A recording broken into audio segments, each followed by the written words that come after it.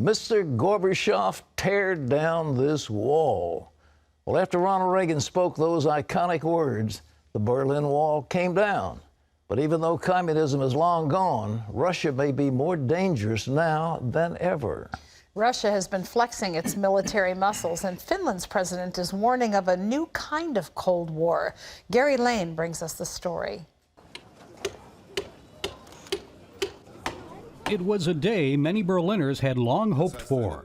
Tears of joy flowed. There were cheers and applause. The Berlin Wall was coming down. Instead of keeping people out, the communists built the wall in 1961 to keep East Germans in. 26 years later, President Ronald Reagan issued a challenge. Mr. Gorbachev, tear down this wall. On November 9, 1989, the East German government finally relented and gave its people permission to travel to West Berlin. I was on assignment in West Germany at the time and produced several stories for CBN News. What are the chances that other walls will soon appear? Not walls that are physical structures like this one, but walls of resentment and economic distrust. In Berlin that weekend, as the wall began to come down and East Berliners poured through, my camera crew and I couldn't help but be amazed at what we were witnessing. None of us thought in our lifetimes that we'd actually see the Berlin Wall come down.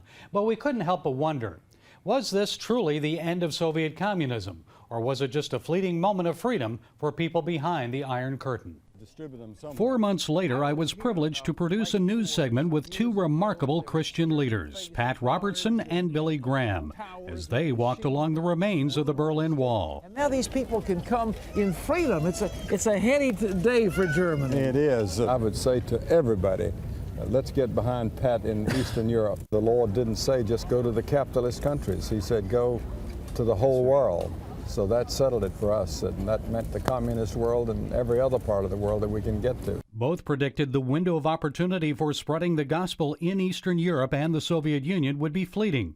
25 years later, church attendance has skyrocketed, and Christians in the former Soviet states, including Ukraine, face persecution. Russian President Vladimir Putin is now attempting to regain the glory of the old Soviet Empire.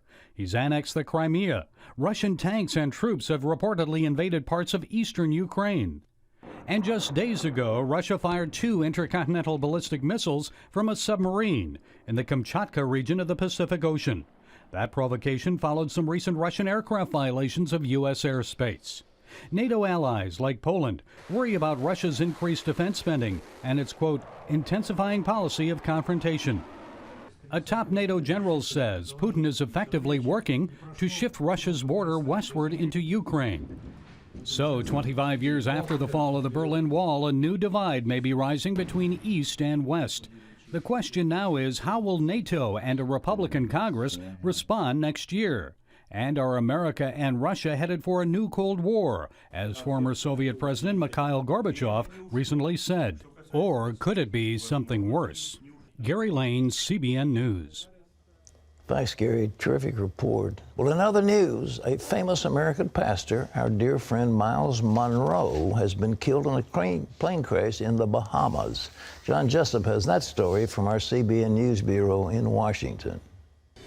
Pat, Bahamas aviation investigators are searching for the cause of the deadly crash that killed prominent pastor Myles Munroe, his wife, and 7 others. The crash happened Sunday afternoon as people were gathering in Grand Bahama for his ministry's Global Leadership Forum. Ephraim Graham has the story.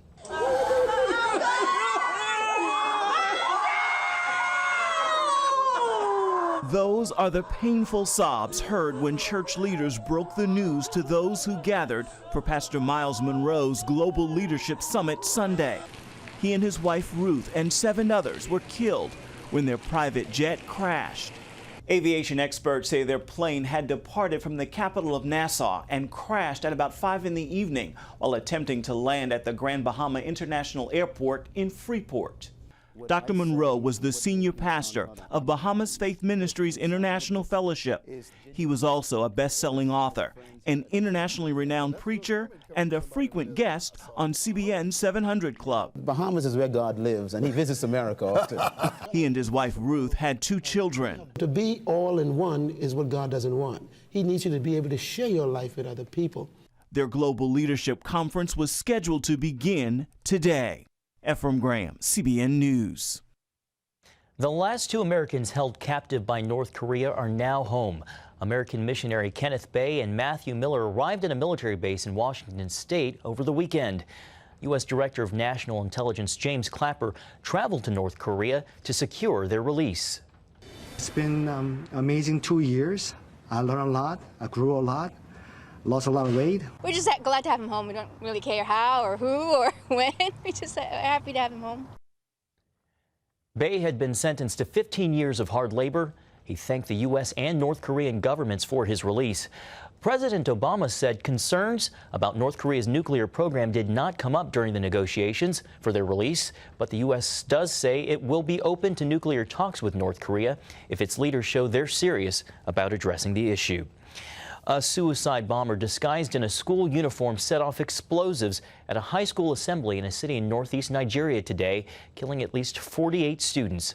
Soldiers rushed to the grisly scene, but they were chased away with stones by angry people upset that the military hasn't been able to stop Islamic rebels who've killed thousands and driven hundreds of people from their homes.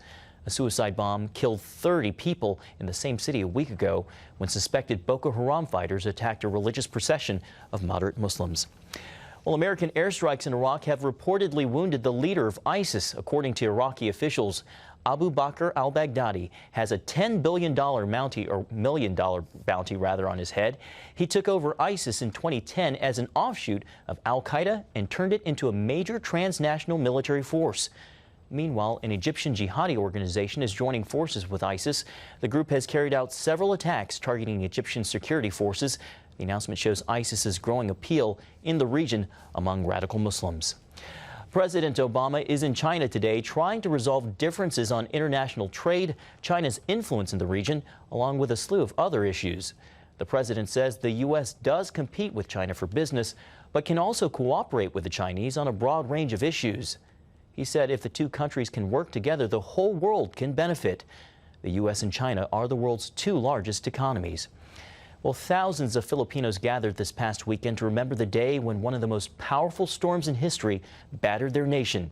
A year ago, Typhoon Haiyan slammed into eastern Philippines with wind gusts up to 235 miles an hour, causing widespread damage and killing thousands.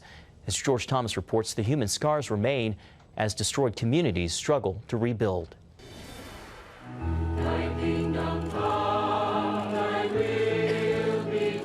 At a mass grave for thousands of typhoon victims, Filipinos gathered for a memorial service to remember those killed on November 8, 2013. We lost not only our homes and humble possessions, we lost mothers, fathers, children, brothers, sisters, grandparents, cousins, neighbors, co-workers, best friends, family and friends alike. The service was attended by numerous dignitaries, including former First Lady Imelda Marcos. You know, a year later, there are many reminders of that horrible day on November 8th. For example, this massive cargo ship that still sits here along this busy street. The hard-hit city of Tacloban and other communities are slowly crawling back to life. But building thousands of new homes for the poor is proving to be more difficult. The typhoon destroyed about 1 million homes in the region. Not only did so many of us lose our homes, but we lost loved ones too. And that is really painful for us. The typhoon destroyed a large section of the Philippines already deemed among the poorest of the poor, leaving so many vulnerable to the next big storm. The government, backed by international aid agencies, including CBN Disaster Relief, has been working to restore services. We've also had to help the local governments because they too were victims of the typhoon. All basic services were destroyed, so it has been a collaborative effort. In the last 12 months, CBN disaster relief teams built 336 temporary houses, restored 9 schools, 2 daycare centers, given 90 new boats to fishermen, delivered care packs of essential items to over 300,000 people, and conducted medical camps reaching some 30,000 people. CBN Disaster Relief is helping because we saw the need of the victims of the typhoon. We saw the hopelessness of the people, and we had to respond to bring healing. We are in this for the long term. God has been very important. Yes, very. But the human scars will take longer to heal. Miriam Chabukin lost her mother in the typhoon. She, like many here, are clinging to faith in God. I say in my prayers, Lord, even if it is difficult, I know this is your plan for my life. Even if it is hard to accept, I will accept it. George Thomas, CBN News, Tacloban, Philippines. Thanks, George. CBN responding to bring healing when people feel homeless. Pat? It breaks your heart when you see those people. They're so close to survival as it is. And to see a thing, you know, this is a typhoon is the Asian version of a hurricane. I mean, we have hurricanes, but to have that kind of devastation, it just shows how marginal their living was to begin with, and to have that many tragedies. But we've been there giving away hundreds of thousands of meals and medical treatments and building some houses and doing all the things. We do what we can, and you can participate. So, the 700 Club, CBN Disaster Relief Fund, CBN Center, Virginia Beach, Virginia. Remember that song, Baby, It's Cold Outside? They say it's going to drop. It's what they call one of those polar vortexes. A polar vortex is sweeping down across the North American continent, and the temperatures are going to drive 40 degrees below normal. Yeah, I heard someone say they were degrees. Having like 12 or 18 inches of snow already up in the northern states. Yeah, aren't you? Have they hit Wisconsin yet? They have, and that would be why I'm in Virginia. Well, Minnesota has gotten it bad too. Michigan, and, yes. Up in Hot Springs, Virginia, I imagine it'll be that's up in the mountains of Virginia and West Virginia. I think we'll be having some serious, but it's coming in. It's not totally there yet, but it's easing across the country. Beginning of what's supposed to be a long winter. Yeah, well, if the almanac is correct, it's going to be a rough. But you know, Terry, when I was a kid, the river, where close to where we lived, it froze all winter long, and we'd ice skate and stuff. Yes. I mean, it was standard. I remember a heavy snowstorm on Thanksgiving Day some years ago. A heavy snowstorm. I mean, that was pretty much standard up in Lexington, thought it was Virginia. Out of the ordinary, yeah, right? And now we say, oh, look at that snow. Well, yeah, we're going to have lots and lots of snow. A Christian baker in Northern Ireland faces legal consequences for refusing to bake a cake with a gay marriage message.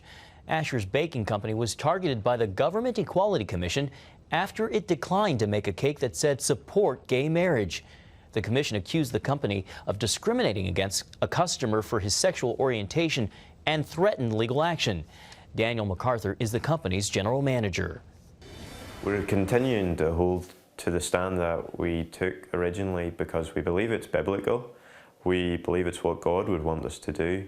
And we also think that if we do cave into the Equality Commission at this point, it'll put pressure on other citizens who are defending their view of traditional marriage. The Christian Institute is providing legal assistance to the company. You can find out more about this story on cbnnews.com. CBN's Orphans Promise is helping children in Africa receive an education. In Senegal, many children are illiterate because their parents can't afford to send them to school. Orphans Promise established a program that provides funding for school fees and supplies. And so far, 200 children have received assistance. These children are also members of Superbook clubs, where they learn about Jesus each week. There are more than 18,000 children enrolled in over 100 Superbook clubs, and more than 1,000 have accepted Christ. Well, you can find out more about what CBN is doing around the world by logging on to cbnnews.com.